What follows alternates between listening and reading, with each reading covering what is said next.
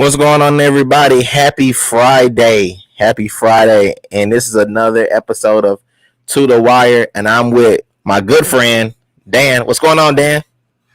Jamar, I'm living the dream. You know how it is. How you doing, buddy? I'm living, man. I'm living. This is my third or fourth show this week. So I'm not running on fumes. I'm feeling good. My third as well. Hey, man, we're champions. We're road warriors. And you know, what's crazy about today is we really had to get it going because of it was just so much happening. Like, it was a lot of stuff happening, a lot of stuff being put out. And it seemed like today in the sports world, they wouldn't let me rest. I was going to rest. As I did my show last night, I was like, I'm going to rest today. And I remember reaching out to see who wanted to do a show on Friday if something happened. And lo and behold, like, Adam Schefter was killing us today. He was giving us all kind of nuggets.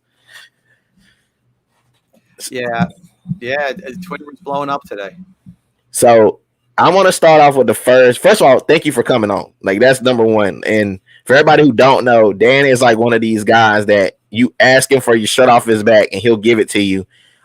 He's always able to help me do something if I need help. He even helped me from putting on some stuff on Twitter today that was not grammatically correct. So, like, I am super happy about him stopping me from putting that up there. And man, I am so excited about like what you guys are doing on your show. Like, it's more. Can you tell people a little bit about your show real quick before we get rolling and everything?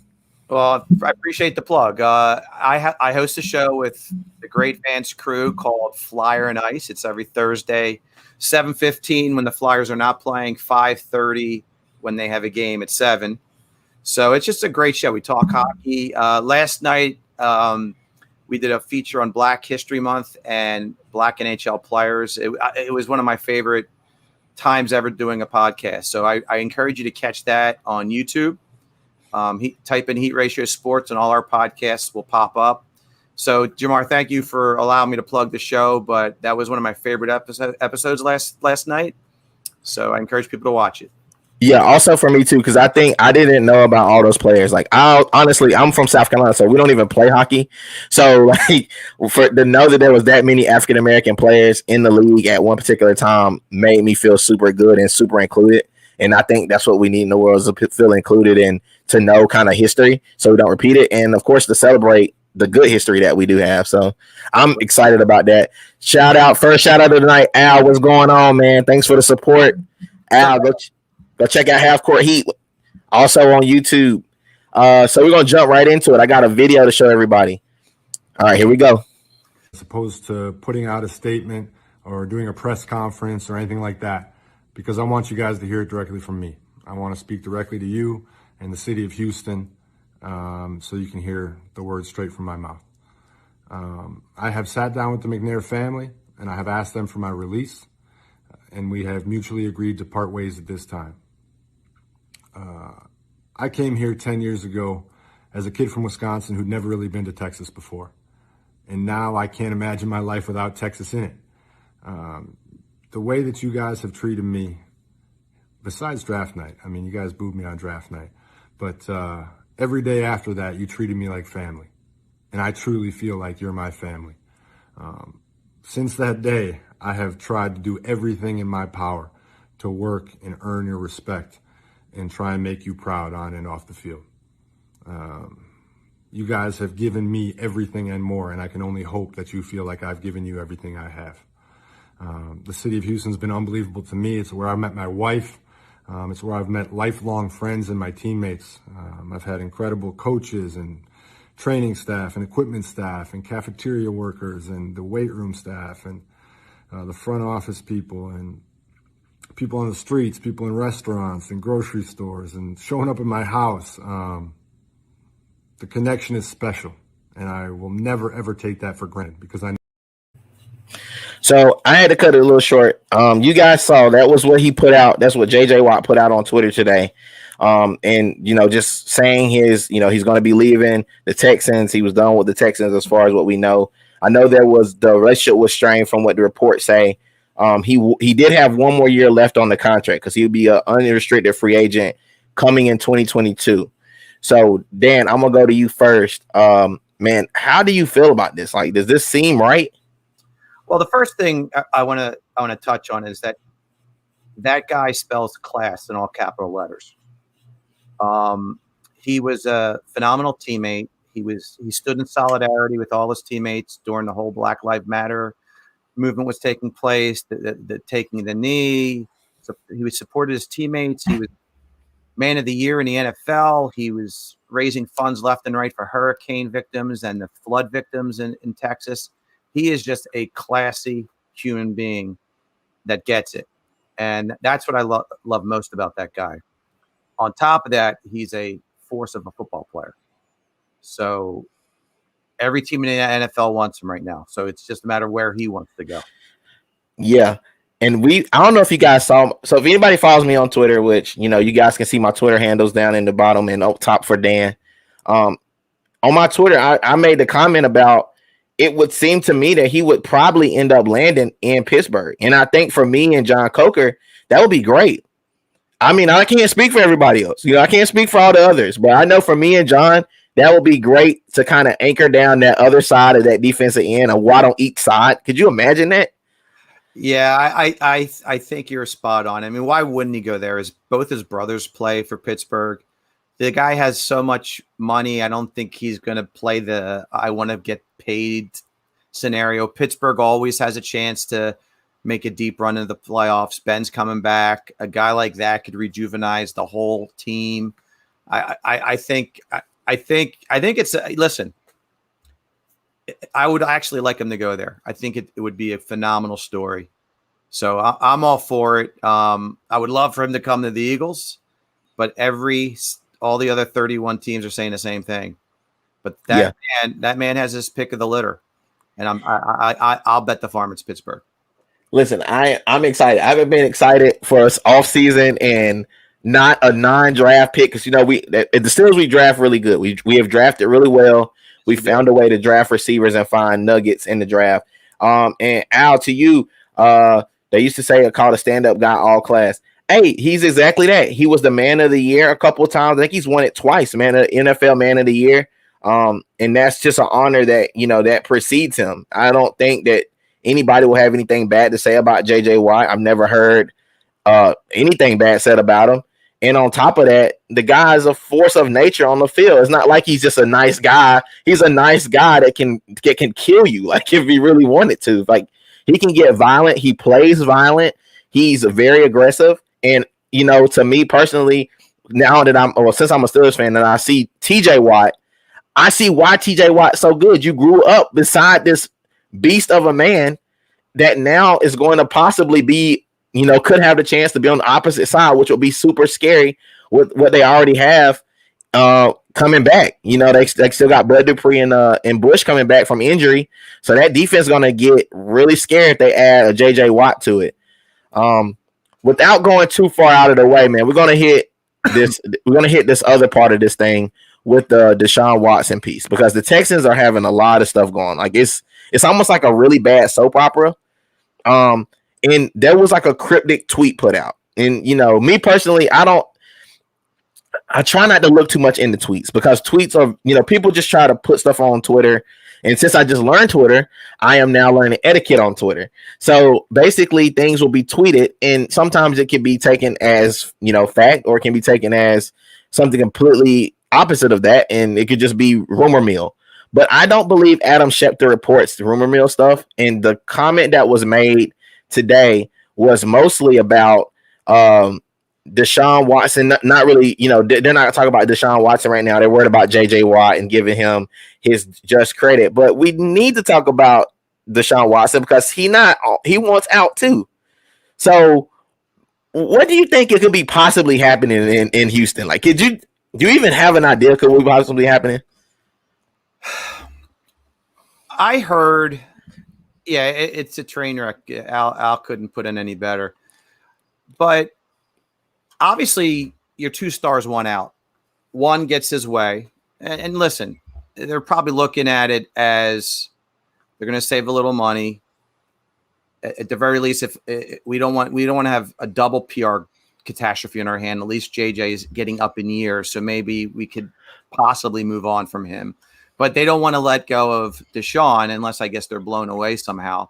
But the reason this team is probably I mean, the reason these players are probably so disgusted, I mean, the owner has his head up his butt. I mean, when he gave O'Brien all that power, you trade Hopkins, arguably a top 3 receiver prior to the trade and even now, for a washed up David Johnson and a 2nd-round pick.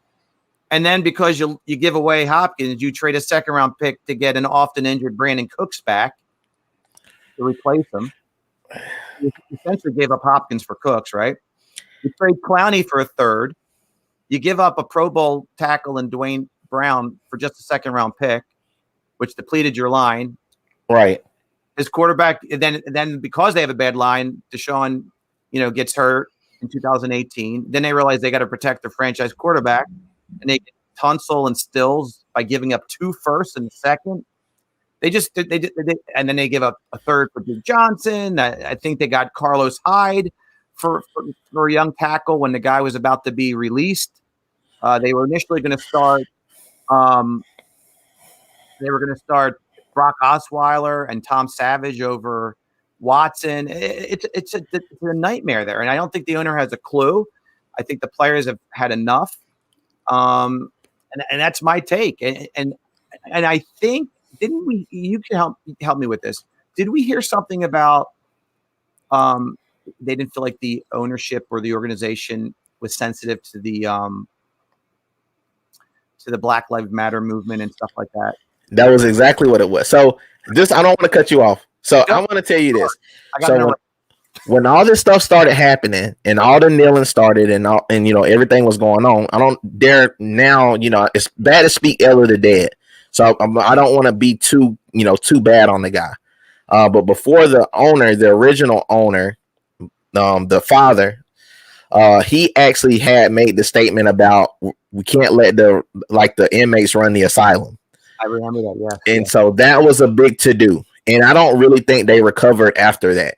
And to Al's point, I don't know why anybody would play there. I mean, even though they got rid of Bill O'Brien, Bill O'Brien was a Frankenstein. He was a monster of our own creating. And on top of them creating that monster, they just let him loose and he did all this stuff and nobody stopped him. Like, how would he have the power when you have ownership to trade DeAndre Hopkins for a pack of now and laters? That's what he got back for him, a pack of now. And, we've always made the comment that, DeAndre Hopkins is possibly the number 1 receiver right now in the NFL based on catches. In 2018, he didn't drop a pass. He didn't drop 1 pass that whole year. And you take him from one of the most prolific young quarterbacks that we've seen in a really long time. And, and especially in the world we live in where Patrick Mahomes is super talented, he can use his legs. Deshaun Watson is a triple threat in my mind, in my heart. And I'm not saying it because he's a Clemson guy, but he does hold a special place. And you just basically trade him away. And, I'm actually starting to draw some conclusions here. And you can tell me if I'm wrong or if I'm right, but I'm starting to feel a little bit like the Texans are the Eagles of the South. Well, for different reasons. They're both organizations. I'm going to speculate are a laughing stock from outsiders looking in, but for different reasons. You have an insensitive ownership group that you just referenced, and in our case, we have an owner that lets a general manager run the show that's been a disaster. Right. And so, players see what's happening. Now, I'm not speaking for the Texans, but if you got a fringe player that isn't getting a lot of offers and then the Eagles offer, let's just say a random cornerback X amount of dollars, well, if he's getting paid and that's the best price he's getting from any organization, they'll go to any team. Right. But Houston, if 2 superstars, classy superstars like Watson and Watt won out, I don't even know if people will even inquire about that team. So I think Houston is way worse than the Birds. I would actually add that because they're not the only thing that's in question with the Eagles is drafting and the quarterback position, like who they're going to keep and what's going to happen. Those are the 2 things that are in question for me, and then the general manager stuff, but and how they drafted. But that's neither here nor there. We'll get into that in a little bit. But that's going to segue to me to the point that I was really wanting to talk about today. I am a Philadelphia transplant. I am not originally from Philadelphia. I don't know if you can tell from my voice, but I am not originally from Philadelphia. And I actually don't. I live in the suburbs, so I'm not even really enriched into Philadelphia culture yet. But because as soon as I moved here, COVID happened, so I didn't even really get to do anything. No cheesesteak. I had a cheesesteak, but my cheesesteak place isn't one of the ones that they say like Pat and Gino's. I had one of those. Not the best. I like Jim Steaks, me personally. That's one of the top ones. Yeah, I'm a Jim Steaks guy, or I do what's the other one? Prince of Steaks. I do Steve's Prince of Steaks sometimes. John's roast beef.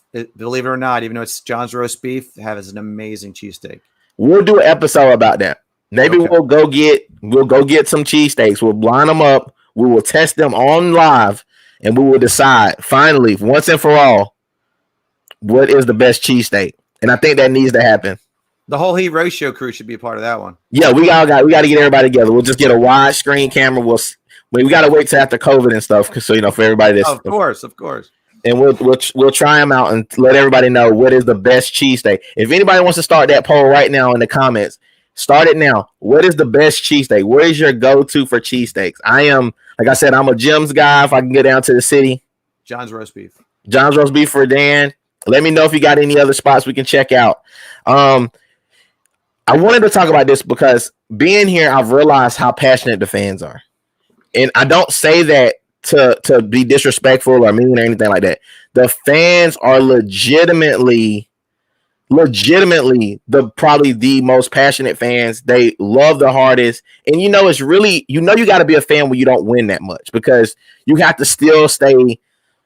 You got to really take a lot of beating from the people like outside, like the Cowboys fans and Steelers fans. You got to take a lot of abuse. So for Philly, what do you think the best team? What team has the most upside in Philadelphia?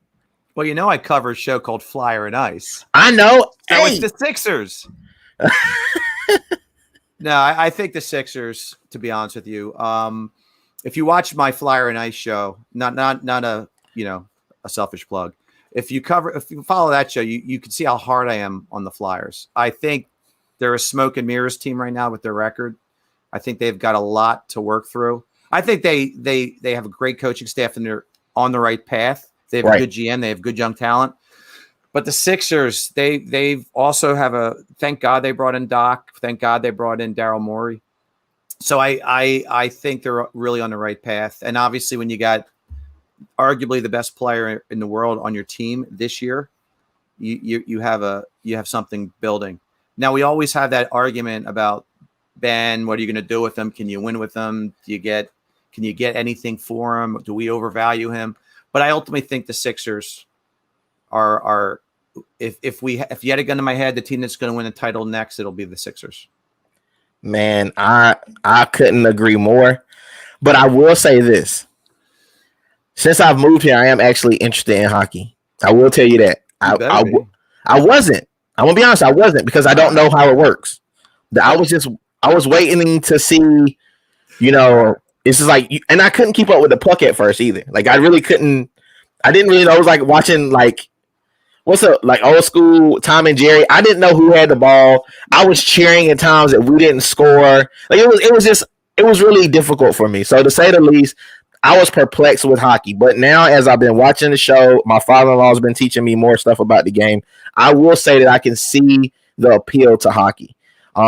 I'm not an expert of any sort, so I can't come on your show anytime soon. But maybe by in a couple years, I'll be able to have enough, know-how to be able to come on and talk, intelligently about it.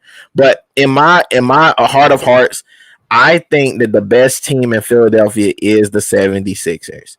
And we'll talk a little bit about the Flyers and the Phillies in a little bit. But the Sixers, man, the Sixers are, to me, have the most upside.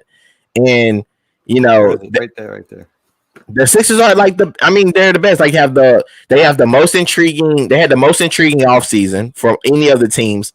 On top of it, I still need a hockey 1-on-1. So yeah, we need to do that. And what's crazy is I say this all the time because I try to get people to kind of realize what I'm saying when I talk about the 76ers is if you look at their bench now.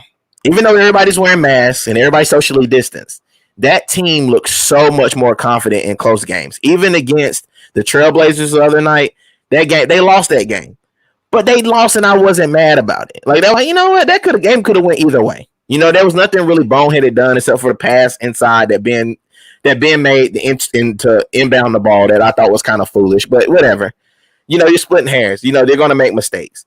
But I will say this, that everything looks better. And I think it was because of Daryl Morey. I think it was because of Doc Rivers in tandem. But I think I actually have to give the credit to Elton Brand. He put the pieces in place. Like, I mean, think about how crazy that is. I'm thinking about how crazy that is. Listen, so check this out. If Elton Brand doesn't go out and hire Morey. He didn't hire Morey. Hey, listen, all I'm saying is he's the general manager. So we can say who we think did the hiring, but he hired. And you know how hard it would probably be to say, you know what, I need to bring in another guy that's basically the GM. He's basically the GM. Josh so you bring in brought Morey in. Come on now. I mean, listen, we can split hairs. I'm just saying they kept both of them. You don't. So what's the point of having Elton Brand then? Well, I think I think they're just being a nice guy to Elton Brand, and I think Morey's probably going to mentor him some. Listen, I don't want to get in a heated debate about Elton Brand, but no, I don't think he is the reason this team is successful, because the big pieces were already here, and Morey, Seth Curry, Danny Green to some extent, not the Danny Green I was hoping for. You got to remember, I've been hoping for Danny Green for years, being Danny Green myself. So I was hoping he'd be a Sixer in his prime, not Danny Green with heavy legs that I see every night. But it's the culture. You just feel a different buzz in the air as a fan. The Sacramento game the other night, you talk about games that you weren't upset that they lost. How about a game that they would not have won last year? Yeah. They have no chance to win that game. They gave leads away late. They had no plays out of timeouts that had any flow or concept.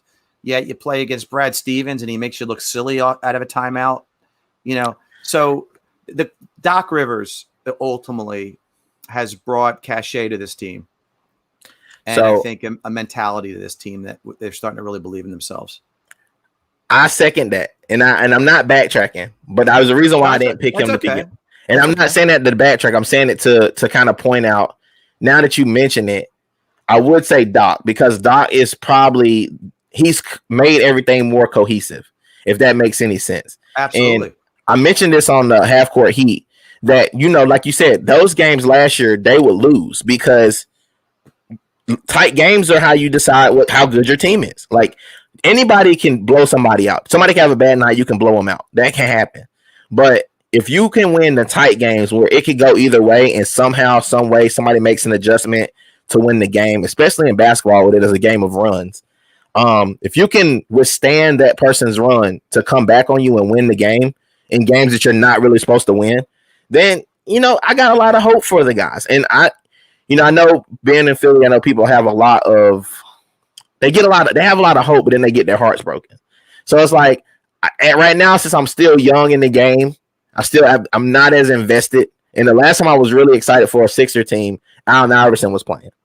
So I would say that this year gives me a lot of hope because of Doc Rivers. And we've seen, and JoJo, man, golly, like I've never seen, and I used to talk trash about it. So anybody that watched me before the last couple of years, I was a big hater of Joel Embiid because I just felt like he just wasn't in shape. And, he's taking a lot of crap from Shaq and them and taking a lot of, get a lot of talk from Shaq. And I think that at the same time, some of it was warranted, but at the same time, he was still young and he was learning how to prepare for the game, because that's part of the game is preparation. Like LeBron's preparation now and his preparation when he was 24, 25 years old is not the same. I'm just going to be honest with you. So, yeah, I think JoJo's doing a great job, man. I can't ask the guy to do anything else than what he's doing. Well, listen, I have a feeling when Brett Brown would say you got to do this, that, or the other, he's like, and he did whatever the hell he wanted. I think when Doc says get your ass in the paint, he's buying in. You know? So, I mean, there's 3 games this year that stood out for me. You know, the Lakers game was a game they would have lost last year. You remember that? They had a big lead. They gave it away. I'm like, I was texting you. I was texting everybody on our network. I wouldn't have been able to sleep that night if they lost that game because that would have been a kick and a groin loss.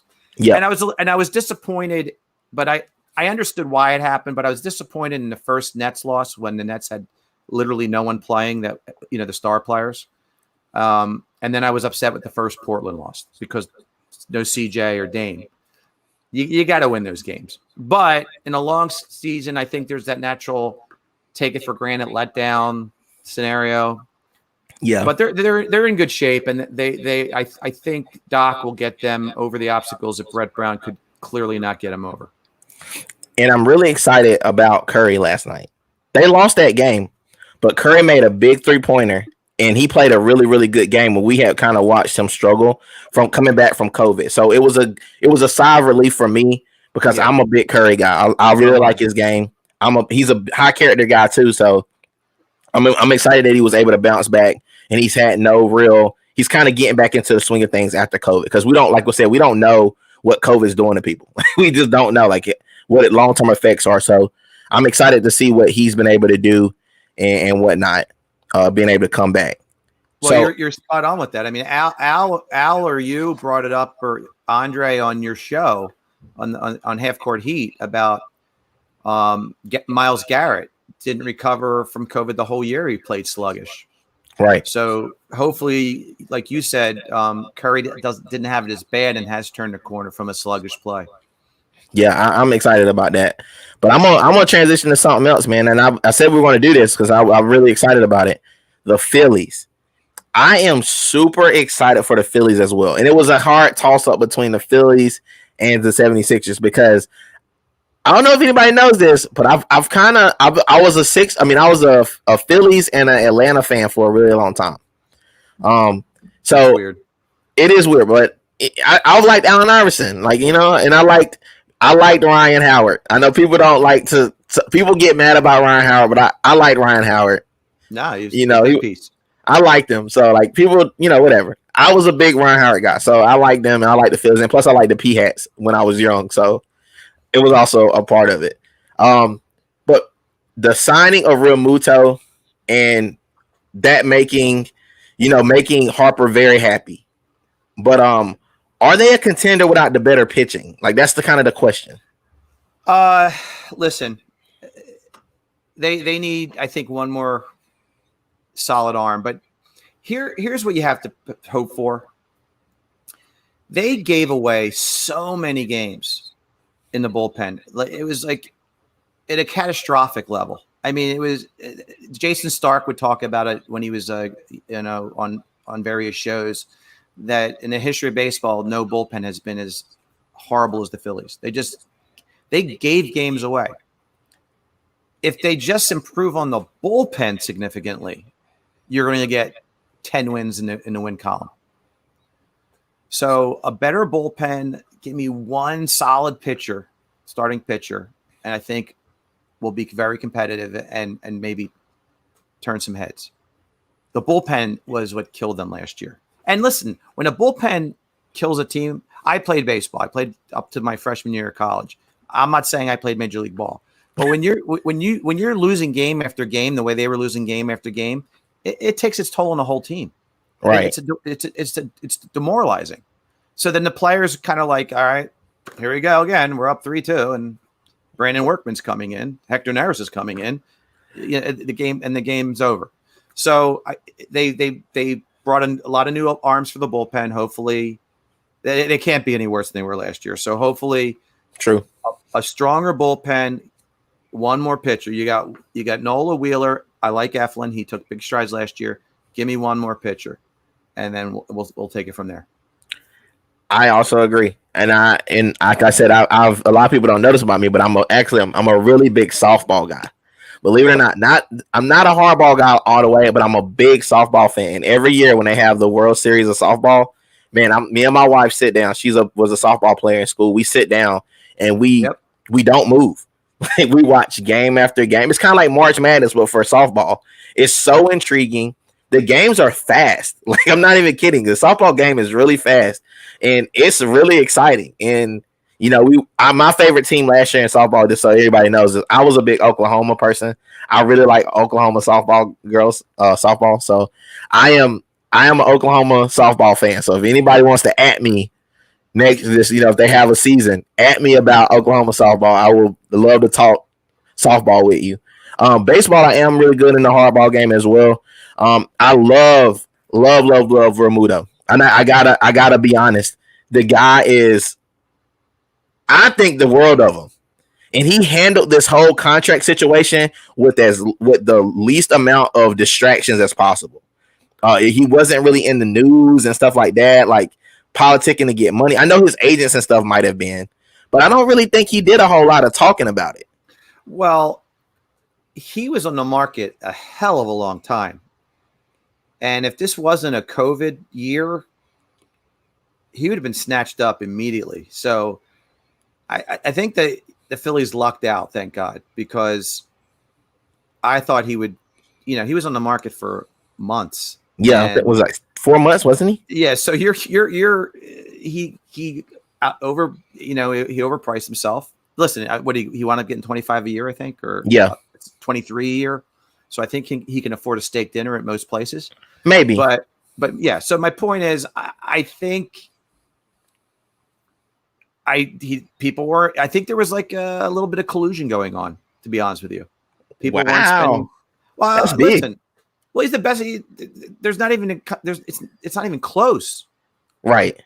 The next catcher in baseball to him. True. So, and there are teams that needed catching. So now people might have said, all right, hold your roll about the collusion. Pitching's more important, this, that, or the other. The guy is the best in the business at every facet of catching, receiving, the quickest release time I've ever seen, strong arm, good stick, runs well. So, I mean, he was on the market a long time for being the best in the business. That's all I'm saying.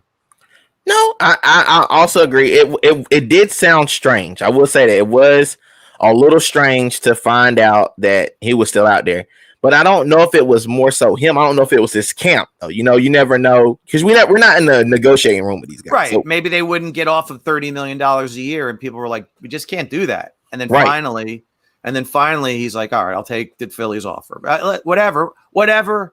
It's thank goodness. And DD came back. So essentially you had the same 8 as last year, but Abdul might be in the mix this year. Yeah. And that'll help. Hopefully his character issues have been fixed. Everyone deserves a second chance. I mean, I'm not in love with why he was basically given the boot, domestic abuse, but their center fielders were abysmal last year. And true enough. Yes. And that would be a big help if he's indeed in the mix again. Gonna go to Al real quick before I hit the last little bit of this. Al said he played the last 3 games, but he really missed Shake coming off the bench last night. And yeah, that's very true. Shake was truly missed last night. His scoring, he kind of is electric. We watched Maxey take some steps to kind of come out of his kind of the little rut he was kind of in. He got more aggressive last night. He took the ball to the basket. He was more aggressive. I really wanted to see how he was going to try to kind of come out of this thing. And I was actually really excited about Ben Simmons last night too. Finally breaking that 22-point whatever wall he had put up. He hadn't been able to break it all year, so he finally broke that. And that kind of gave me a feeling that maybe he's coming around the corner too. And because they've, now they're starting to put so much more attention to Embiid, that maybe Ben Simmons will be able to take over more and they can share kind of the brunt of the work, because now they kind of got equal scoring, I feel like. Well, Tobias stepping up's really helped this team. Yes. And everyone predicted it. Everyone said, he played his best ball with Doc. Maybe it'll happen again, and it has. Yep. So that's been another godsend to the Sixers, Tobias's play. We don't talk about this enough, but how much coaches actually play into a guy's confidence. Absolutely. We don't talk about it enough in all sports. This is not like, direct. This is not indicative of like, basketball or whatever, but coaching plays a huge part, because if your coaches are putting you in the best positions possible, you're excited about going to work. You're excited about playing hard and all this stuff. And I don't know. I try not to get too involved. I try not to get too involved in, like, you know, the mental part of the game, but the mental part of the game is super big. And, you know, we kind of transition into kind of like Wentz talk, because we're talking about the mental part of the game, and we kind of know that, you know, good segue. Yeah, I appreciate that.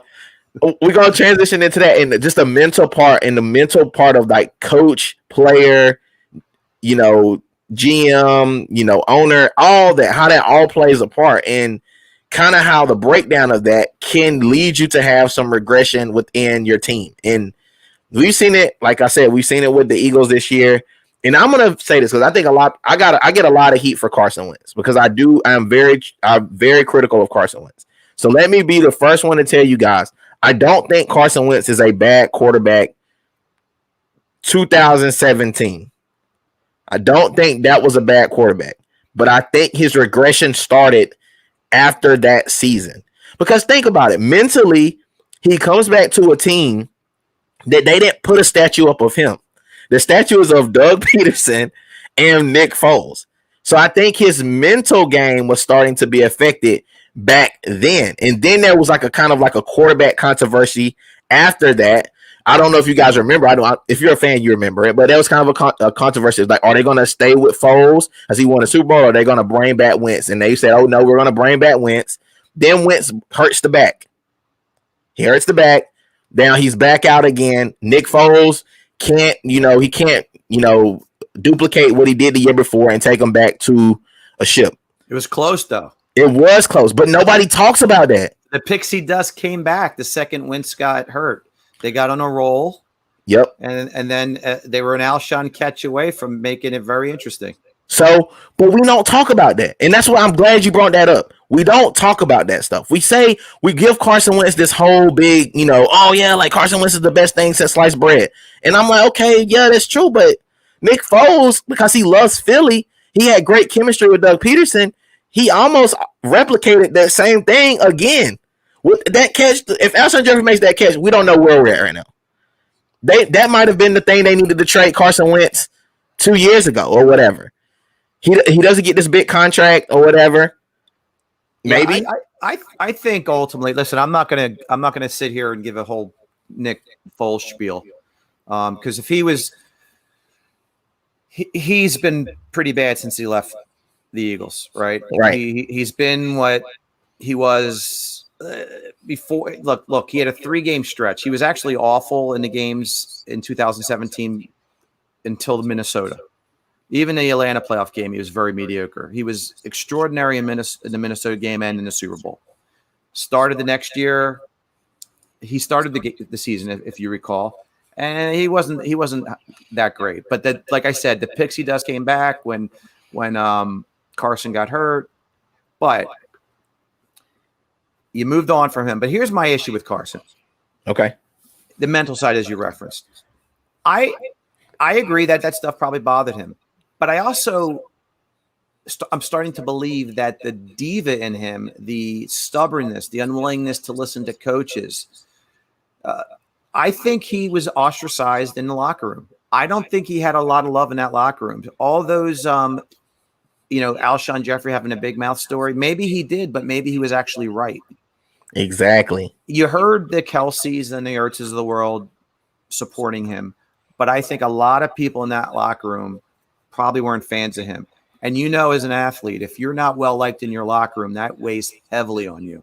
So I think that's a lot where the mental issues started happening. I have the pressure of Nick Foles over my head, especially the second year. I'm now starting again. This guy won the Super Bowl. My teammates don't really like me. It's probably a stressful work environment. And that's why I'm not even so sure it's all on Peterson and Howie. I think he wants to get out of the locker room because I don't think he is well liked by his teammates. Just a little theory I have. No, that's probably one of the smartest things I've heard, because a lot of people are saying it. Like, and it's what's crazy is like a lot of my friends, like people my age, for example, I'm 32, so a lot of people my age a lot of people, those guys that are Philly fans, they always say, "Oh, how you know that he's not liked?"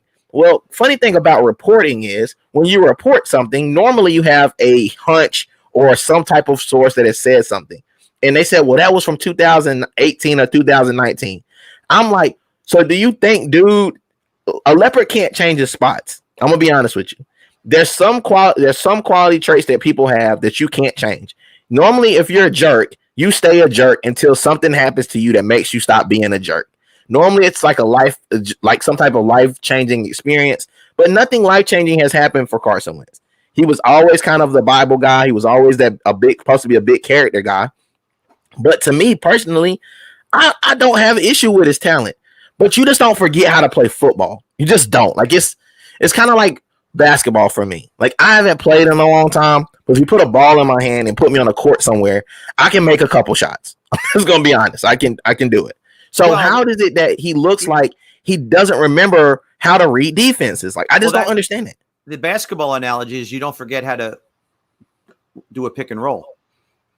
You don't forget that two big men swap places on the baseline. You don't forget stuff like that. You don't forget that the two guards need to switch positions. You know, pick and move away. Right, but now, like you said, you watch tape on him. And there's guys wide open, and he's looking the other way, or he's forcing the ball, or there are guys open. He doesn't even get rid of the ball, and that mental clock in his head didn't go off, and he's taking unnecessary sacks. So yeah, he was the worst quarterback in football last year. There was just no doubt about it, and it took me a long time. I was a big Carson supporter. I still think Doug is a dope. And his play calling is so vanilla, so boring. That being said, maybe it was because he didn't think Carson could handle it. But then when Jalen came in after the first splash he made, it looked like the same Eagles offense again. So maybe it was Doug. It was a combination of a lot of things. Right. But the ultimate thing, you mentioned it earlier, I think a change of scenery will do everyone well here. So I'm gonna segue you to this part because now we know that if they do get rid of him within a week, like they say, reports are saying that he'll probably be traded out if they can kind of, curb their enthusiasm on trying to get more than one first round pick. We can kind of watch how they get him back in a form with Frank and Indy. And honestly, Terrell, I'm gonna be honest with you, buddy. That could be possible. That could very well be possible. But I don't think it'll be you guys getting them right. I think it'll be the change of scenery. And I think him with Frank Reich, he's already has a lot of confidence in him from him being in Philly. I think that's a match made in heaven. And I hate to say that because he's in the AFC and, we'll eventually have to run up against them. But I'm going to be honest, that might be, or you can get a really expensive paperweight, Terrell, or you might get such a head case that nobody can fix him.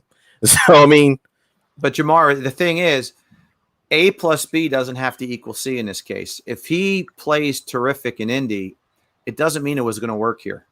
Right. You can't say, see, if we just held on to him, he would have been playing like this for the Eagles. Not necessarily by a long shot. Yeah. I love the girlfriend analogy. I always make this analogy on any show I'm on. Carson was like, when you get rid of that ex-girlfriend that you had, she might have been great at first. She might have did everything. She might have been good looking and everything. But by the time the relationship was about to end, you just realized she wasn't for you.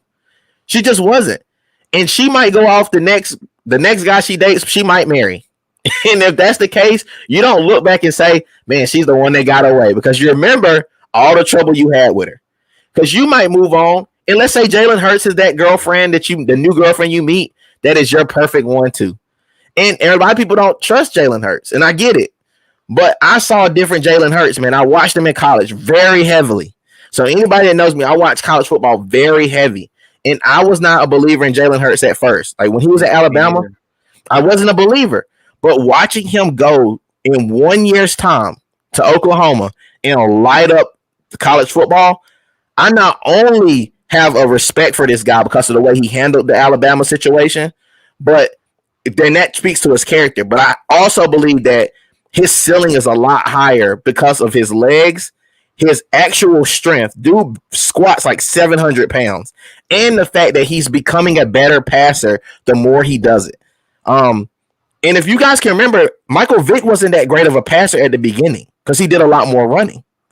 But by the time he got to Philly, now that Michael Vick, I would take any day because he had gotten older, he got more mature, he had started working with a passing coach, and that's even after prison. So you know what I'm saying? Like, I don't know, man. His contract though they want a lot for him. So Terrell, to your point, they do want a lot, and that's why I say they got to curb their enthusiasm a little bit about what they want for him. But I think they'll meet somewhere in the middle. If they want Wentz bad enough, they might eat some because they need somebody. Because honestly, I don't think that what they got is their franchise quarterback in the coach. So let's just be honest. And so they'll probably be looking at that. He said we'll be home next year in the playoffs, and we'll be watching him in the playoffs. Ooh, big talk. No, and I get where I was coming from, but at the same time, I think with him, we're still going to be home watching the playoffs. Yeah, I mean that's just the way it is. And I'm not saying it's a Carson Wentz thing. I just think this team is in bad shape all across the board, talent wise. You just need a lot to like. You can't have bad years, year after year, bad drafts and survive. You just can't. We just talked about this yesterday on our show, but we were talking about it in the sense of college football. And if you recruit badly year after year, when do you think you're going to make up the difference with the bad recruits? Because eventually those recruits are going to be seniors, and they're going to be leading the team. If they weren't that great of recruits when they were freshmen, by the time they're seniors and you're not developing talent, they're not going to be any better. Same way in the NFL. If you were getting these, going out and like drafting like the Rhaegars of the world and the Ortega Whitesides or whatever, and Fulghams. Like I'm not. Maybe Fulgham is okay, but you can't keep going out and drafting these guys. Well, he was taken off of someone's practice squad, Fulgham. So he's just gravy if he works out. The other guys were draft picks that were ridiculous. Right. So Terrell, let me get this. I'm gonna grab this one real quick, Dan. Look at the supporting cast in Philly. He didn't have anything really. I'm asking. Listen, he doesn't have a lot. He didn't have a lot in Philly. Philly's got a lot of rebuilding to do. They got a lot of better drafting to do. But this year is the year to draft. And to be honest with you, I'm not even trying to be funny about this because I know how much you're going to eat. But it might be worth it to get rid of him while he has value to get another first-round pick. Maybe not a first round and second round, but maybe just another first-round pick. Because if you have the 6th pick, you keep the 6th pick, you go get either Jamar Chase or Devontae Smith. Let's say you get, I don't know what pick the Colts have or whatever in the first round, if they even have one. But if they have one that they're willing to trade, that's another pick where you get somebody of really good value out of the college game. And it may be your start to rebuild and your start to have a new regime. Well, here's my issue with Terrell's point. You can't have it both ways. The year before when they finished the year on a 4-game winning streak, Carson was awesome. He got him into the playoffs. They played the NFC East 4 straight games. So he finished with 4,000 yards and didn't throw to a receiver that caught 500 yards, first time in the history of football. So if you did it that year, why not follow up with the same type of, stardom, right?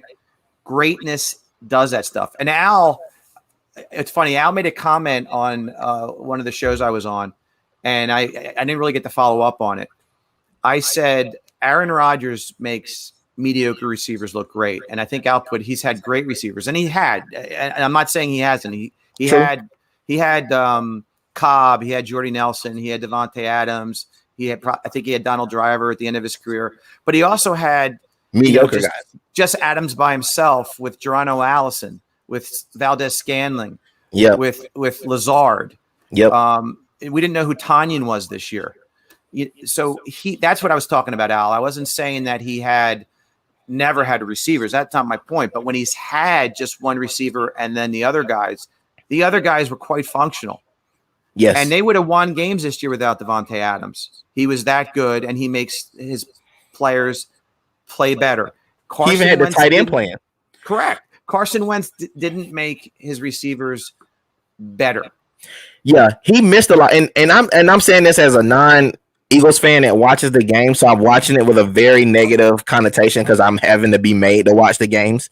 But I am saying it because I watch it and I don't have a bias to the guy. So in my mind, to be honest, he missed a lot of throws, and a lot of throws that for him to be elite, he missed a lot of easy throws, and that happens from time to time. That's why I think when people started saying, "Oh well, we're being hard on him," I'm like, no, like if he's who you guys say he is, he's supposed to be making these throws. Well, time to time turned out to frequently. I mean, honest to God, it got to a point where I was like relieved that he completed a pass. He was that bad. It really. I was like, oh my God, he made that pass to Boston Scott to win the Giants game. Oh my God. That was a really nice pass, though. It was. He showed flashes, but he was just so bad, way more than he showed flashes last year. True. But that being said, if the organization and the coaching staff wasn't such a disaster, I would be willing to see what we could do. But I still believe that there's animosity in the locker room towards the guy. Right. And so to Al's point, maybe it's me, but I think that Rhaegar can still play. You can't give up on him this early. No, you can't. But what I'm saying is, and this is the moment where I'm going to do my If that being true, then we have to say this, that when Rhaegar was picked, if you don't watch college football, you didn't know who he was. So, Al, I'm going to tell you this now because you don't try to act like you were smart and you knew who this guy was. Because I know you don't watch college. I know you don't. Al's a big man, Jamar. Just saying. I know. I'm not saying it like that. I'm just saying I know that he didn't watch it. So I'm telling you, Rhaegar was not the right pick at all. No. Because they said that he was Justin Jefferson was clearly in the NCAA the second best receiver in college behind the guy that he was in school with. And you passed on him, and I don't understand why. Nobody does. That was 12-year-old kids knew that was the pick. I just don't know. And to your point, all the highlights on him were returning punts, and he didn't even do that well. I mean, he had that one punt return, but he let balls drop and get down inside the 10, and he didn't show speed. There was a rumor that his combine score 4.3 was his 40-yard was not, really the way he runs, but he looked like he ran awkwardly to me. I don't know if he was playing a whole year with a twinge in his hamstring, but he did not look fast to me. Listen, CeeDee Lamb, look at how many guys they passed up on. I'm not even. You got to make a trade up for CeeDee Lamb when he falls that far down. Listen, I'm not. I'm trying to be nice to you guys. I'm just going to be honest. There's no world that I know that you don't take Justin Jefferson. There's no world. Even if you found out he was legitimately a serial killer, he was like Aaron Hernandez, you still take the chance because you're so bad. You had people make memes about Aguilar. This guy was a laughing stock. He goes away. He has a decent season. That's all I'm saying. I'm not trying to beat you guys up. I understand things happen, but I will assure you that the last couple years of draft picks have not been great. No. And I honestly, Jamar, I don't think Al is even insinuating that Rhaegar is in the class of Jefferson, but because we have him on the team and he still had first round pedigree, we have to hold out hope. Again, like you said earlier, we're fans that are used to getting our teeth kicked in and coming back for more. It's like Pavlov's dog. We're Pavlov's dog. Oh no, not Pavlov's dog. That's who we are. Yes. Ding, the bell goes off. Where's the food? So, it's 1:00. The Eagles are on. Well, I watched a lot of bad Eagles football over the years because I am the old head of the network. So I've seen a lot of bad football, and I've seen some good football. But we come back when we hear the bell ring. Jesus, I'm trying to get off of this. I'm trying to go away from. I really want to move on from this, but let's move on. I'm trying to, man, but I gotta say this. It's killing me not to say it. Say it. Sirianni. Oh. The guy is a freaking puppet. He's just a puppet. He's out there. He has, and I'm not opposed to him being not being able to articulate, because at the end of the day, only thing he needs to really do for real is articulate to his players. As long as they understand him and he can get an understanding. But it's hard to believe that Eric Bieniemy was a lesser candidate. in any world. It's just like I'm watching this happen. It's like watching a car accident that I know is happening and I cannot turn away, but I want to. And I see what's happening. All the writings on the wall that there is some serious collusion going on. And I think that I've heard this from multiple people that maybe Howie knows where a body's buried or something, and that's why they won't get rid of them. I don't know. But it's just like you cannot keep, you just cannot keep like letting this guy put your team in the toilet. He's Bill O'Brien. I'm not even kidding, except he didn't trade away somebody. But he's Bill O'Brien. Well, I'm not going to defend Sirianni. I mean, I wrote an article about him called him the puppet at his press conference or something to that effect. So I used the term puppet in my title. But what upset me is what upset you. We had to judge him kind of about how he spoke because we haven't seen him do a game yet. So his first presentation to the world was bad. How did he do at the press conference was the question. He didn't perform well. So you can't say, well, I don't care how he speaks. Well, we had to evaluate his press conference, and he came off as a Doug. He came off as Doug without the Southern accent. True. And I have been an advocate for Byron Leftwich. I was an advocate for Bieniemy. Look what Bowles did in this Super Bowl. You can't tell me these guys. I don't want to hear that he blew them away with his interview because I guarantee he didn't speak it as elegantly in the interview as compared to his press conference, right? Who did that? Who blew him away? No, I'm saying they said Sirianni blew them away at his interview. How? That's what I'm saying. I can't see him being Mr. Eloquent in the interview as compared to what we saw in the press conference. Listen, his coaching staff, it's like a daycare center.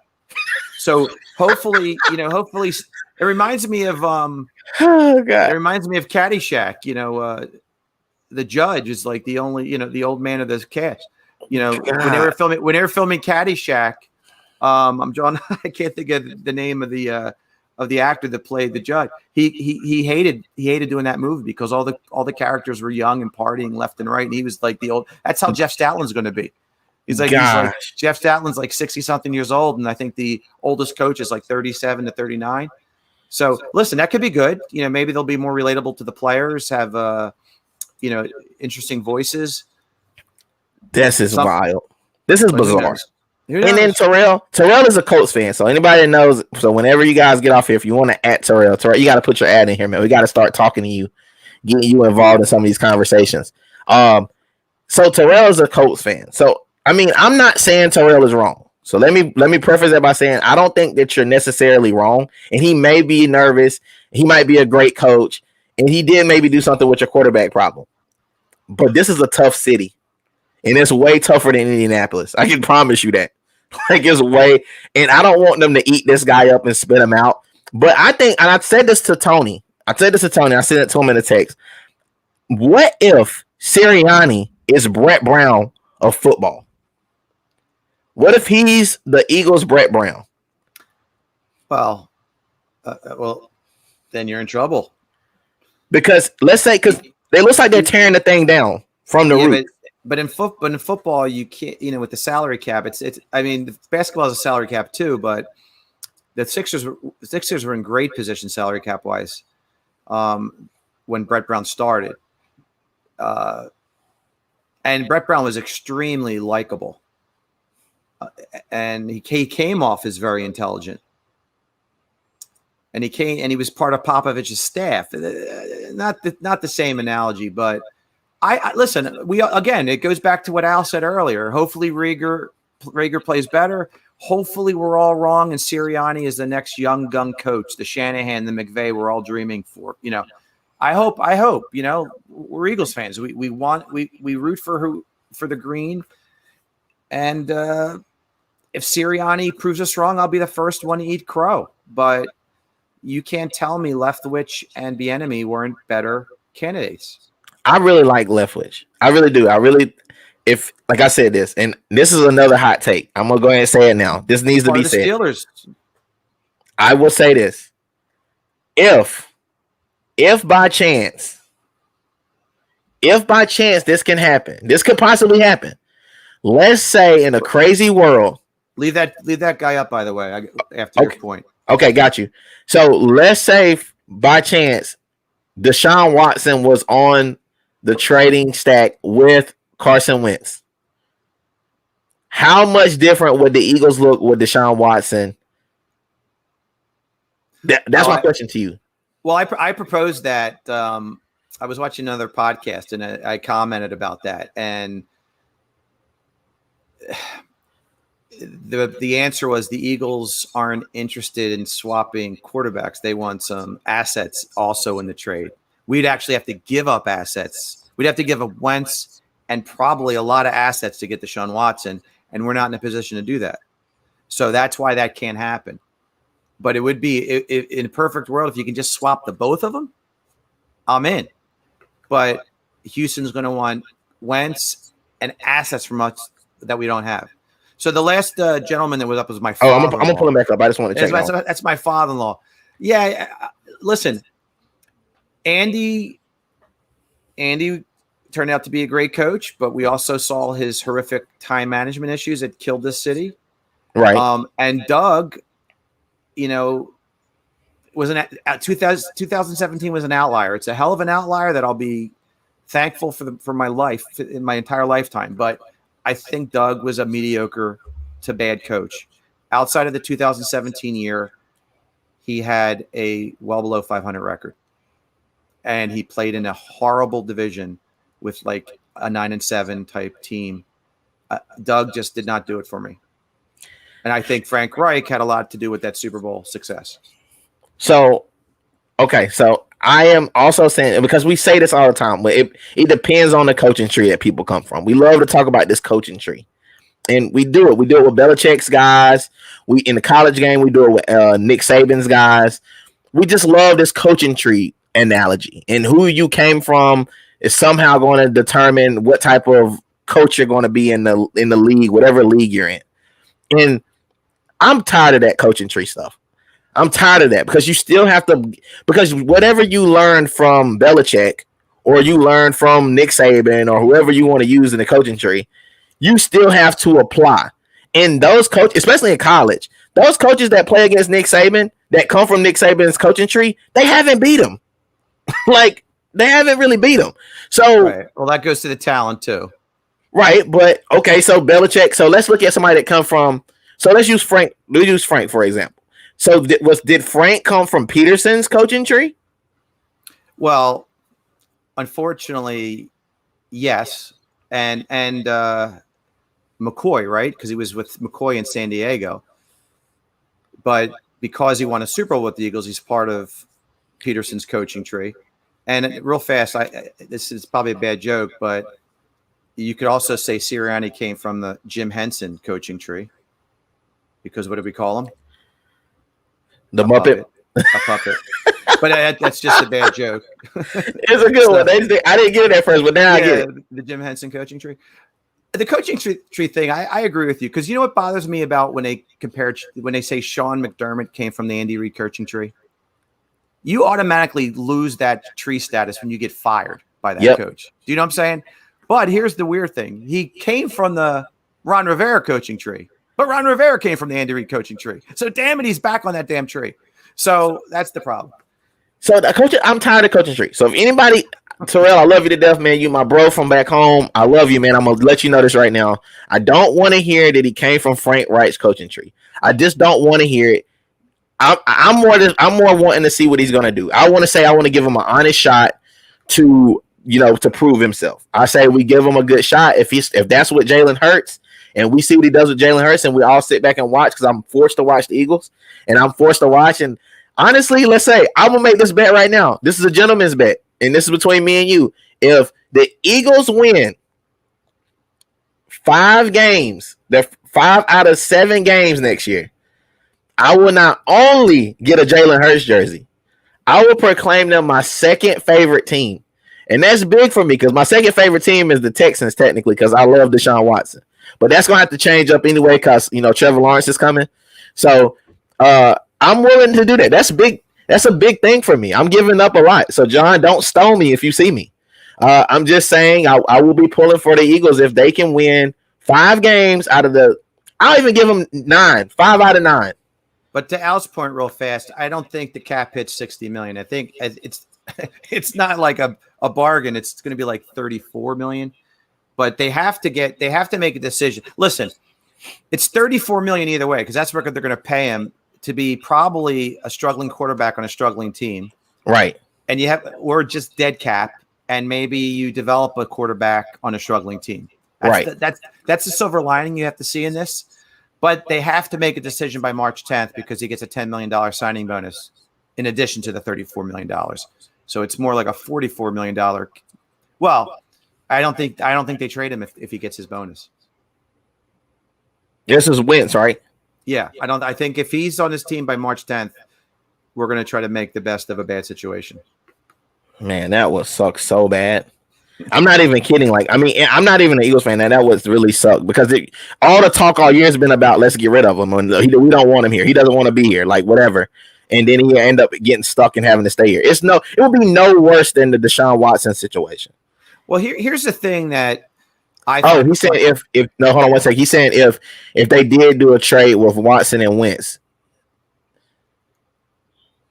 The money combined is what he's saying. The money combined, the $230 million. But wouldn't the Texans have to eat that other 30-something mil on their end? You have to. No, you have to take finance guy. You take the player's contract. You just have to eat like all the bonus money you gave them. Right. But again, it can't happen only because the Texans are going to want Wentz and multiple high draft picks, and we just don't have the ability to do that.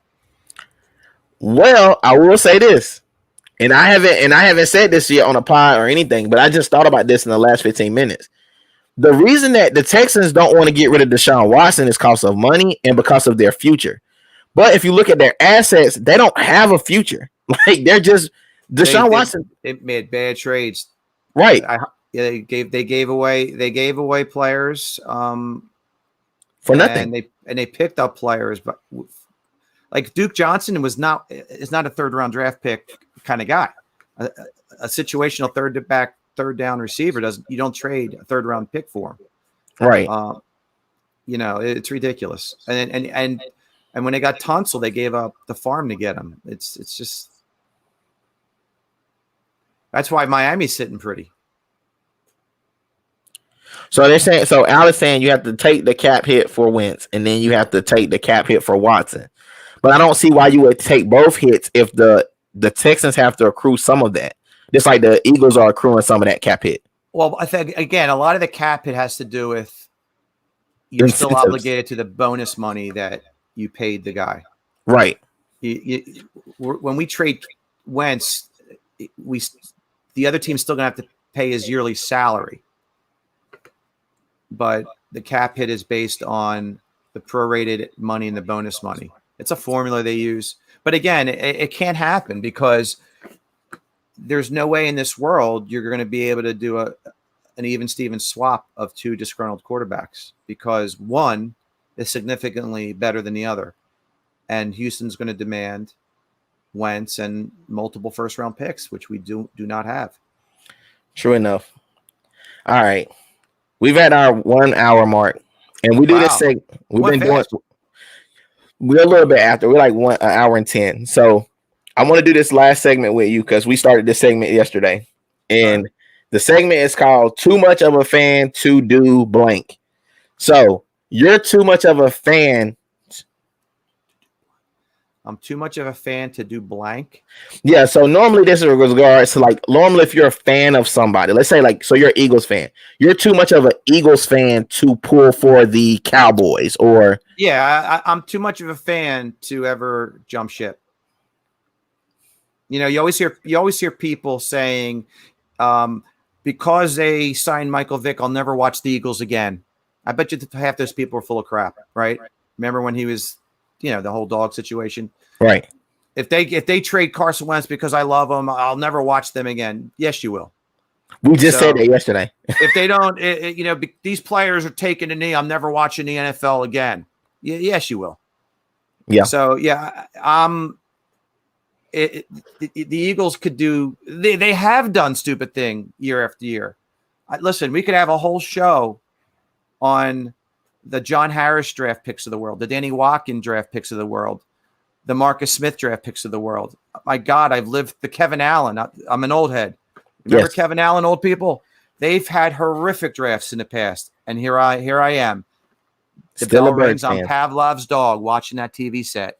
You're watching it, man. You're like the old guy in the movie Up. If you got kids, do I look that bad?